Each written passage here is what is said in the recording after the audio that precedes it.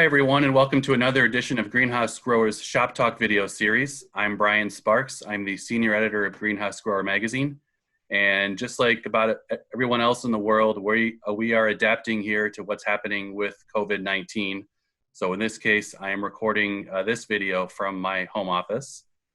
Today, though, I'm pleased to be able to be joined by two leaders of their associations representing a broad spectrum of the horticulture and specialty crop industries. First is Ken Fisher, President and CEO of AmericanHort, and Tom Stenzel, President and CEO of United Fresh Produce Association. Both of these organizations have been very active in helping their grower members deal with COVID-19, anything from webinars offering advice on getting loans to daily email updates concerning labor and staffing concerns. So thank you both for joining me today. Glad to be here. Certainly. Wanted to reach out first and ask, your organizations are both about resources right now. What are some of the key resources that you are providing to your members and their businesses to help them deal with the implications of COVID-19? Well, I guess I'll go ahead and start. This is Tom. So we represent the fresh fruit and vegetable industry from the grower all the way through to retail. Since the start of this crisis, we've really had two goals. The first is to help keep that food supply moving. It's absolutely critical. We're feeding America. So there are a lot of hurdles that we've had to overcome from field level through transportation, but really helping our members clear the way so that they could get foods into retail establishments. The second is dealing with the financial crisis that's really struck our industry. Almost overnight, the entire restaurant industry was shut down. And I think most of you know that about 50% of all the food we consume in America was going through the restaurant food service side of the business. In fresh produce, it's more like 35 to 40% was in food service, but that's got to get redirected to retail. And anybody who is big in that food service side is just financially devastated. There's no more cash. So that was the second priority, is working with Congress to try to drive relief for our members. Okay. Ken, how about you? Brian, our story is going to be similar, just with a different industry segment. I'll take a little bit of a step back. I was traveling the first week of March, which seems like about 2 years ago. But it was actually, I think, Wednesday and Thursday, March 4th and 5th. And I guess the world was rocked when the sporting events started to be canceled, right? The NBA and NCAA basketball and then baseball. And I got home Thursday, and Friday, March 6th, which, as I look at the calendar, was just a month ago. Here in Ohio, the governor was starting to close schools and restaurants and bars, as Tom points out. Our team was able to go to work remotely very quickly. And then on Monday, March 9th, was we started working the phones and started working with our state partners, because basically the question was, what businesses are essential, right? And so we worked very closely with Nursery and Landscape Association execs, which are on the front lines at the state level, because these decisions were being made on the state level. It was pretty clear that growing operations, nursery and greenhouse, could stay open as essential ag, but garden retailers and landscapers was a different question. And so we were working really jurisdiction by jurisdiction to try to understand what the different rules were, because to Tom's point, our goal has been attempting to keep our businesses and our supply chain open while taking all the appropriate precautions for the health and safety of our employees and our communities. So one of the first things we did that week, in addition to trying to help people understand what essential meant, was we stood up our Coronavirus Resource Center on our website. And there we've been able to really build out and capture all of those resources, from what are the business financial safety nets being put in play, what's going on with H-2A, H-2B, all the federal relief programs, the Families First. And then we've been able to use that as a repository for the webinars that we've been doing also. So that was kind of the first flurry. And as Tom said, keeping our supply chain open has been critical. I found that, in the past few weeks working the phones, that the pain is not felt in our industry uniformly. Some of the young plant growers got an early jump on it and got their plants out through the supply chain, which was great. The South opened up early because it was warm and plants started moving in March. That was good. And big box stores have stayed open. But the other part of the industry has felt quite a bit of pain. And, we too are trying to deal with how do you keep businesses afloat? And a big part is about markets and liquidity and keeping the employees paid when the market is shut down. Sure.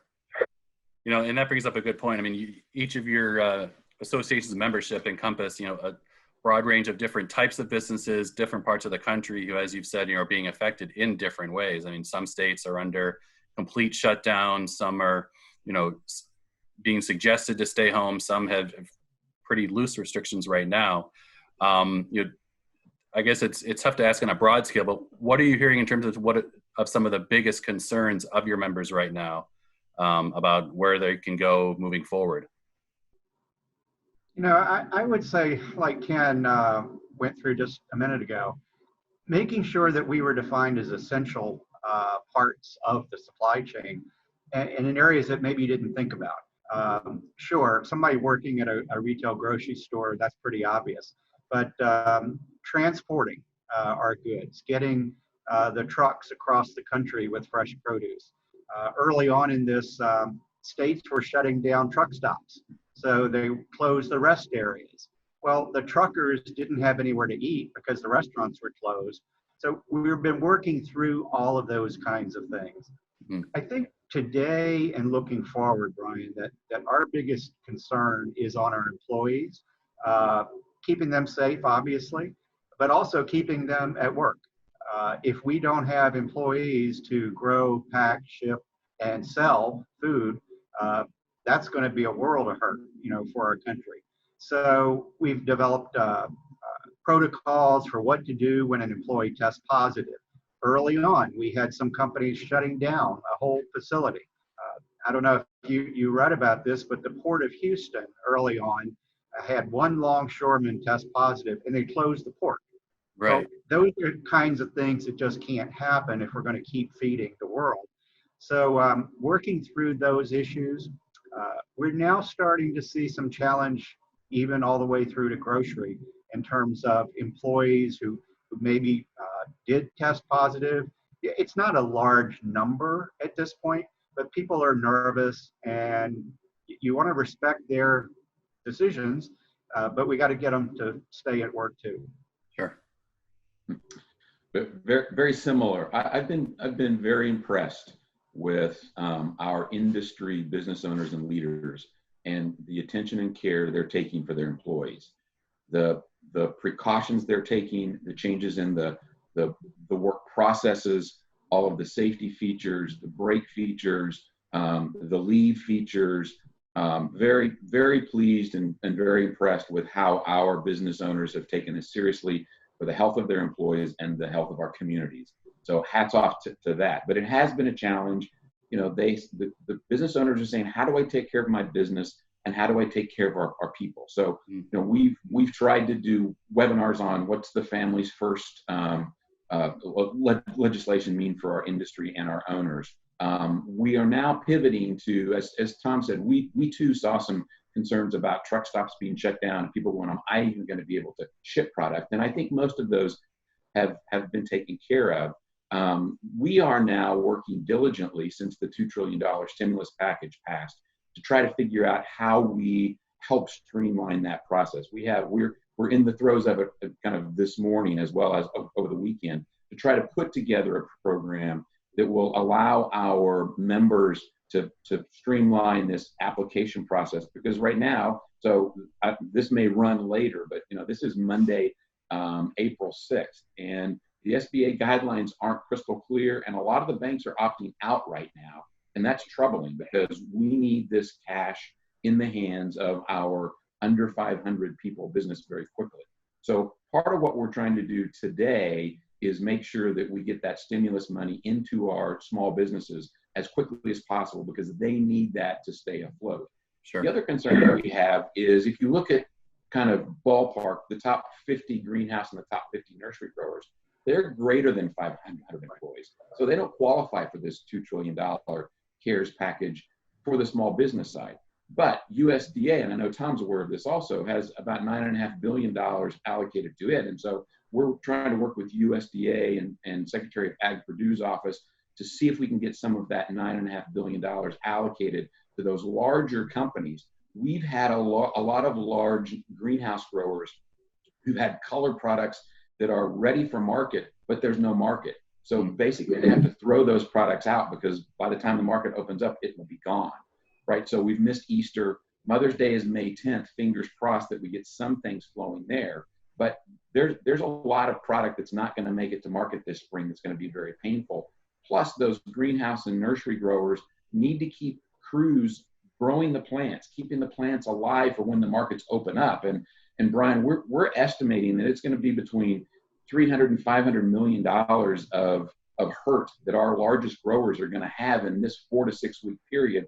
That we're going to need either some sort of direct payments or a program like that SBA Paycheck Protection Program for these larger growers as well. And so we're hopeful that the work we're doing right now with our advocacy team in DC, as well as with consortiums across the country, that we can get some additional dollars flowing, not just to our smaller growers and smaller businesses, but also to the big guys as well. Because as Tom pointed out, shutting things down across the board closes off a lot of those markets, and we have to get liquidity into our supply chain to, very quickly to keep this open. We're, our people, to use a March Madness term, this is survive in advance. We're trying to get through this week, and we'll try to get through next week. Looks like things are going to be shut down kind of through April, but we need to be alive and well when May 1st comes so we can hit the road running. And that's a lot of the work that we're doing right now. Absolutely. Yep. So sounds the same, Ken. We're all in this together. I know. We're on a parallel path here. And I know each of you had said, that there's a lot of the same similar issues that you're working on. So are there ways that organizations like yours can work together maybe to bring some of these tools and resources to their broader industries? I know one of the key linkages our two organizations have had over the years is on H-2A and immigration policy. We work real closely with Ken's group here in town in DC. And it was very effective when they first started closing the borders and they weren't going to have visa processing for H-2A workers. That's the kind of thing that we were all able to work together. And USDA did a great job. Secretary Purdue ended up working with the State Department. So that's opened up again. So we are getting some of those H-2A workers coming in. There's a broad food industry coalition here in DC that we meet every morning at 8:30. Not physically, but just like we're doing here, and talk through what's happening at grocery, what's happening in the distribution side, what's happening in the growing side, what's happening in meat packing plants, so that we're able to kind of have a common front going forward to government. Sure. Yeah, that's great. I think, Brian, too, that kind of prompted by this call, we'll probably find a way to work more closely together on how we get some of those USDA funds kind of coordinated. Everyone's hurting, right? Every industry across the country, almost without exception, is looking for help. Anytime there's an abrupt stop to the entire economy all at once, that's going to happen. And so, coordinating, being reasonable are all things that I know everybody's trying to do. And so that's a particular area that we might be able to work more closely together. But certainly on workforce, and there's going to be a lot of questions going forward. My heart goes out, and I'm so empathetic and sympathetic to all of those who are losing their job. I mean, we went from full employment to we have 10 million people unemployed. So we're very sympathetic to that. But we also know that our seasonal visa programs are going to continue to be important. We're not going to have a lot of people who are unemployed today or want to pick up, move to a kind of a rural area to take a seasonal job working in a nursery or greenhouse. I mean, it's not probably going to happen unless we're sitting here next year and the same problem is taking place. So, we have to continue to have our seasonal workers in agriculture to keep food and nursery stock and that process going. And so, there's going to be some discussion there, and we're going to want to be very sensitive to that. But those are all pieces of the equation that we're going to work together as an industry to make sure that we are viable going forward. And Brian, as you know well, through AmericanHort, a lot of our members are small businesses. Yes, there's some big guys, but they're just looking for help. They're looking for assistance. They're looking for communication. They're looking for a little bit of good news. And so everything we can do to communicate, and I tell our team, we want to tell as many people as much as we can, as soon as we can, because that's what our members need. Sometimes it's good news and sometimes it's not, but right now, information is important. Sure. Yeah, I wanted to ask last about some of the upcoming events that your organizations have coming. So Tom, I know United Fresh has already moved its 2020 conference to a virtual event. Can you talk about how that's coming along so far? Yeah, we were scheduled in San Diego the second or third week of June, and tough decision because, you know, we've all kind of had our fingers crossed and hoping that the world would be at least approaching back to normal. But our board of directors had 2 or 3 conference calls and came to the conclusion that we just were not going to be able to have an in-person event. But we also started talking about these kinds of video meetings, the Zoom meetings that everybody's doing these days. And we said, you know what, we can still have a face-to-face event, just like the 3 of us are doing now. So we are pivoting to an online virtual platform. We have exhibit booths still and the ability for our companies to connect. All the discussion groups, a keynote session, individual discussions. Look, I mean, right now, the industry is in crisis, and we need to be able to talk with one another about some of these common problems and issues. So instead of just postponing, which unfortunately some people have had to do, we decided, let's go ahead and meet virtually. Okay. Ken, I know Cultivate 2020 is a little bit further out than that, mid-July, but so can you talk a little bit about just how plans are looking for that right now? Yeah, I'm a month behind Tom. You know, for Cultivate, it's July 11th through 14th. I've spoken to many of our largest exhibitors, and they are all in if we can find a way to have our event in July. But we are going to monitor all of the health, the community, the industry factors that are going to determine a go and no-go decision. Like Tom said, we're working with our board, kind of key industry stakeholders. We've set May 11th as that decision date. Mm-hmm. And I probably will talk with Tom's team. We're trying to understand more about how virtual events work for the future. I don't know if it'll work for Cultivate if we're not able to have it this year, but certainly that's all in play. So we have the 11th of May as our decision point. If something happens sooner, we'll let the industry know. You know, we are optimistic by nature because we're farmers, but ultimately we will do the right thing for the industry and our members. Okay. And I'll tell you this again, you know, this is a learning experience for us. We kind of set the destination, but there's no roadmap.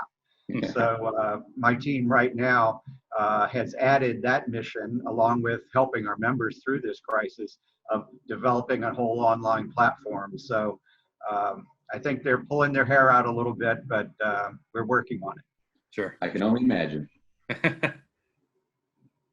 All right. Well, I know you guys both have obviously very busy schedules right now. I'm sure multiple meetings daily. So I do want to thank you on behalf of the Greenhouse Grower team. Thank both of you for taking a few minutes today to join me. And if you're watching this, we will have links on screen for the coronavirus resource pages for both AmericanHort and for United Fresh. Definitely turn to them. There's lots of great information that is updated every day. So keep watching greenhousegrower.com for more Shop Talk videos like this. And again, both Tom and Ken, thank you very much for joining us today. We really appreciate it. My pleasure. Thanks, Brian. Brian. Thanks, Tom.